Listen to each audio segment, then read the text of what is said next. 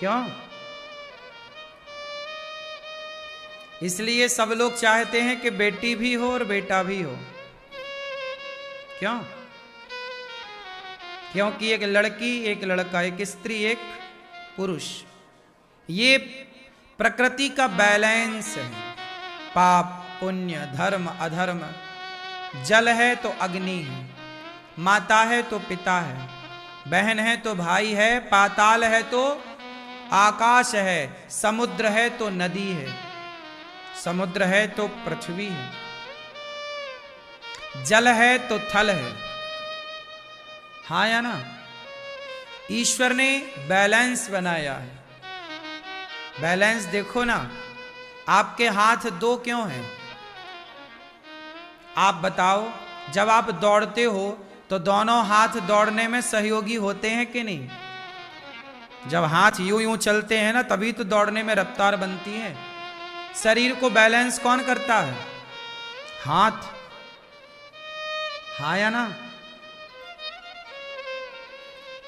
आप जरा आंखें बंद करके वहां से यहां तक चलो, लड़खड़ा जाएंगे। आपकी आंखें दो क्यों हैं? सेंटर में एक होती, बैलेंस शरीर का। पांव दो क्यों हैं? बैलेंस। ईश्वर ने पूरी सृष्टि बनाई, एक बैलेंस बनाया है, सब बनाया है। कांटे बनाए तो फूल भी बनाया। क्यों मेरी मां? स्त्री बनाई तो पुरुष बनाया। इसलिए सुख बनाया तो दुख के बिना सुख की कदर ही ना होती ना, पाप के बिना पुण्य की कोई कीमत ही ना होती। इसलिए पेंसिल बनी तो रबर भी बनी। बोलो हाँ, पेंसिल लिखती है और रबर मिटाती है। बैलेंस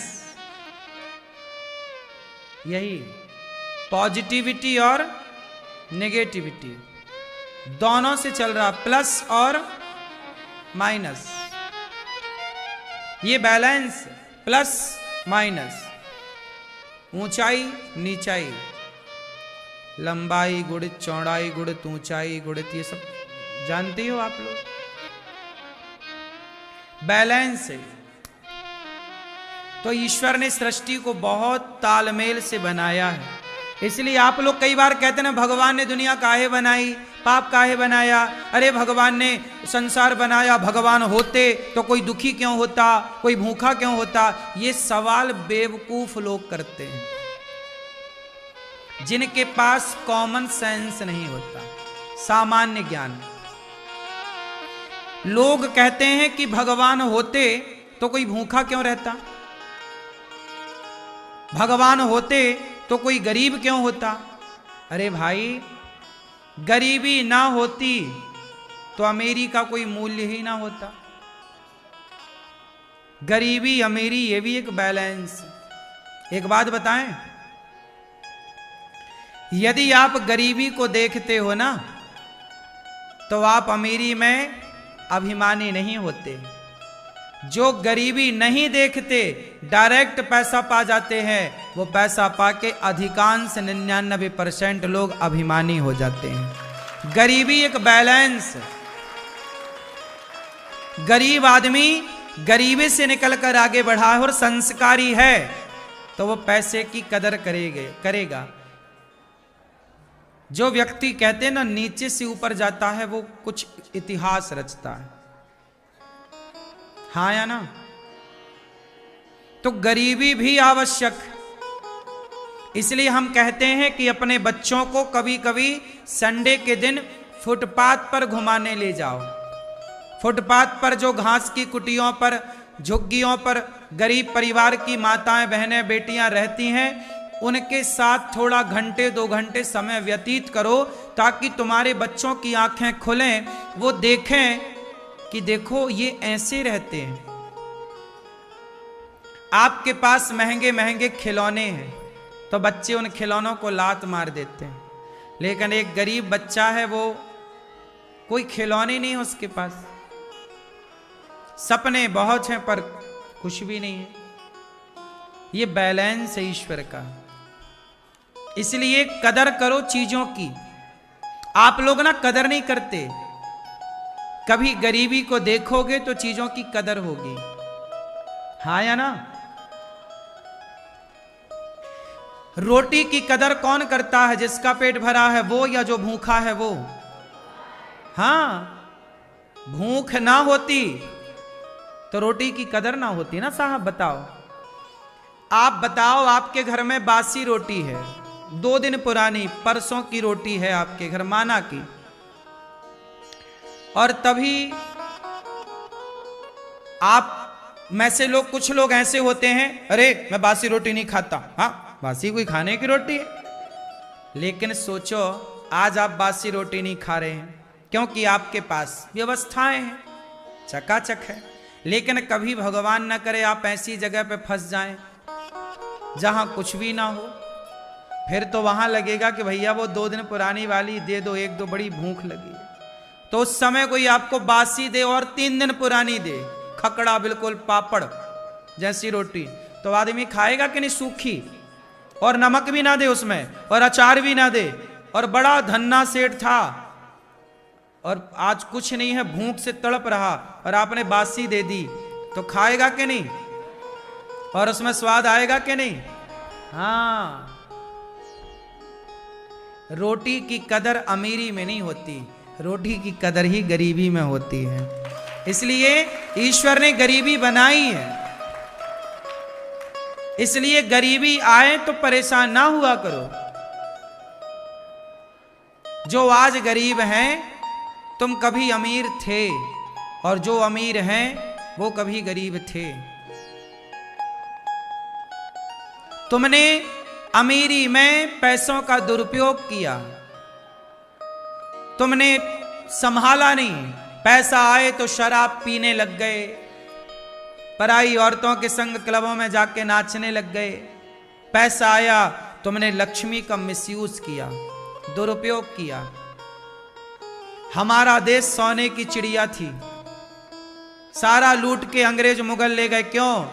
क्योंकि भारत अभिमान में चढ़ गया था, पैसा ज्यादा था।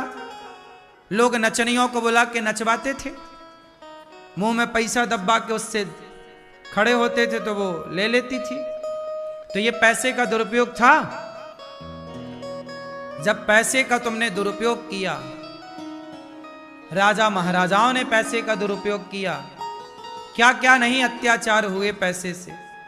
जब अति हुई तो अंत भी हुआ। वो सोने की चिड़िया उड़ करके फुर्र से चली गई। क्यों उड़ गई भैया तुम्हारे देश से चिड़िया? क्योंकि तुमने पैसे का सदुपयोग नहीं किया। और आपके घर से भी सोने की चिड़िया उड़ जाएगी यदि आप पैसे का सदुपयोग नहीं करोगे तो। और लक्ष्मी सदा वहां आती हैं जो धन का सदुपयोग करते हैं। इसलिए गरीबी में घबराओ मत। वो बताने आई है कि देख कदर क्या होती है दाने दाने की।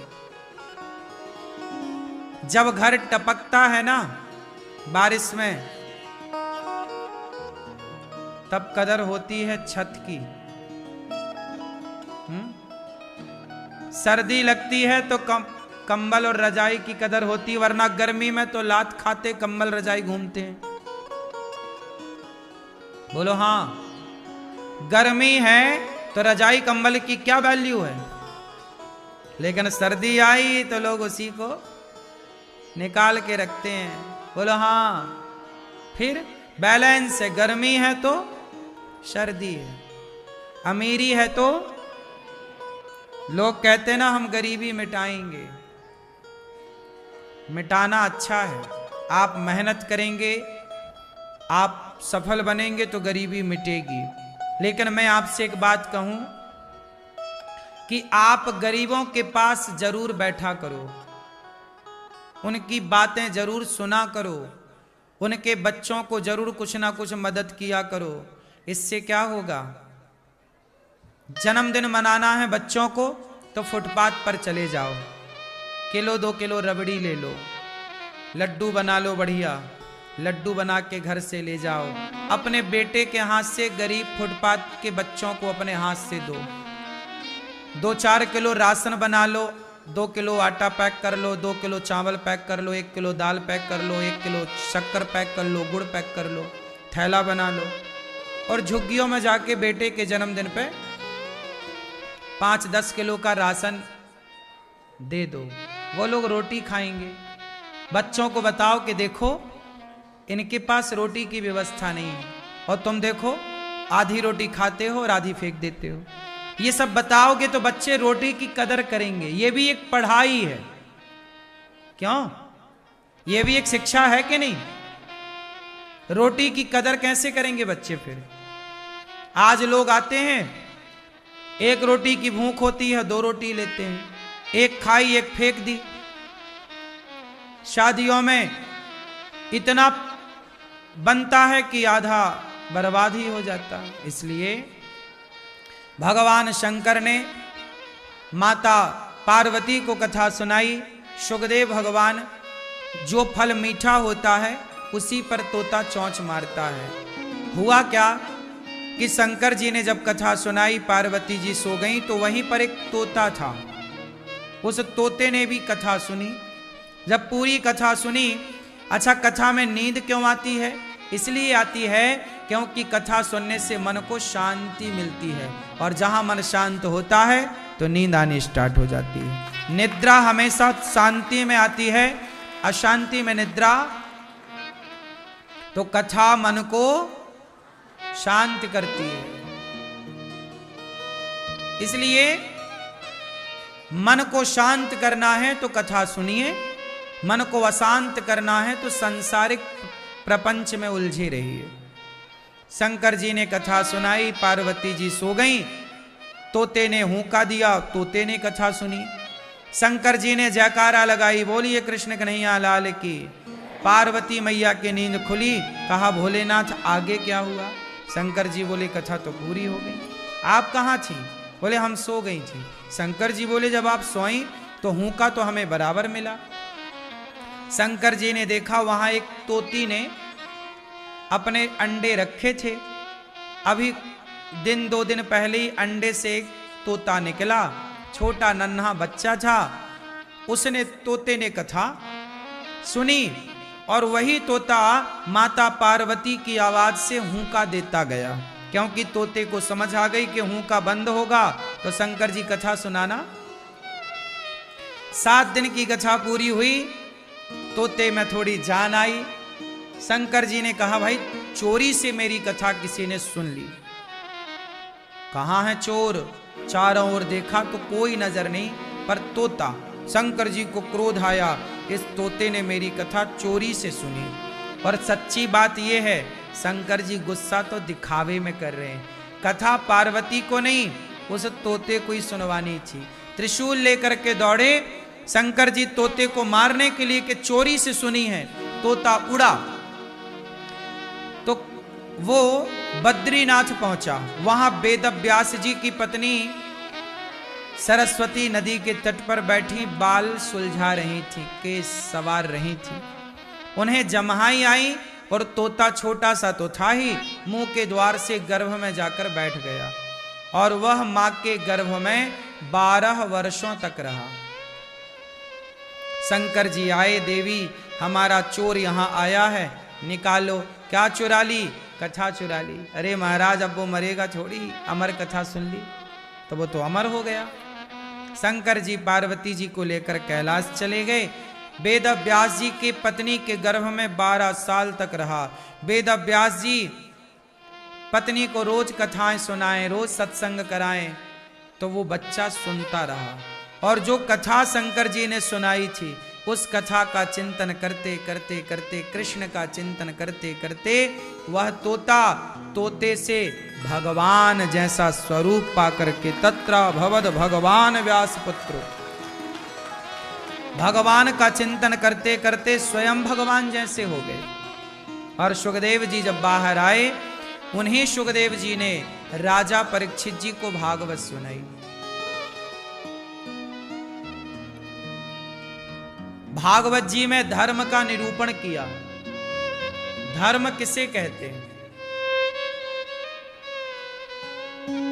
धर्म किसे कहते हैं बताओ? हाँ, धर्म कहते हैं सेवा को। हम आपको एक बात बताएं, किसी भी हाल में प्राण चले जाएं तो जाने देना, पर धर्म को ना जाने देना। जो व्यक्ति प्राणों की रक्षा करता है वो नरक जाता है, जो धर्म की रक्षा करता है वो भगवान के धाम जाता है। इसलिए प्राण जाए पर वचन मतलब धर्म, धर्म ना जाए, बस इसका ख्याल रखिएगा। क्या ना जाए मेरी मां? धर्म ना जाए। धर्म क्या है? एक स्त्री अपने पति के सिवा पड़ोसी को देखती है तो उसका धर्म है कि चला गया? बोलो, कहां चला गया? पड़ोसी के पास। इसलिए स्त्री का धर्म है कि वो अपने पति के अतिरिक्त पराये पुरुष को गलत भाव से ना देखें। यही नारी का, क्यों बात सही है? यदि नारी किसी पर पुरुष को गलत भाव से देखती है तो यह धर्म समाप्त हो जाता है और वह स्त्री नरक की गामी हो जाती है।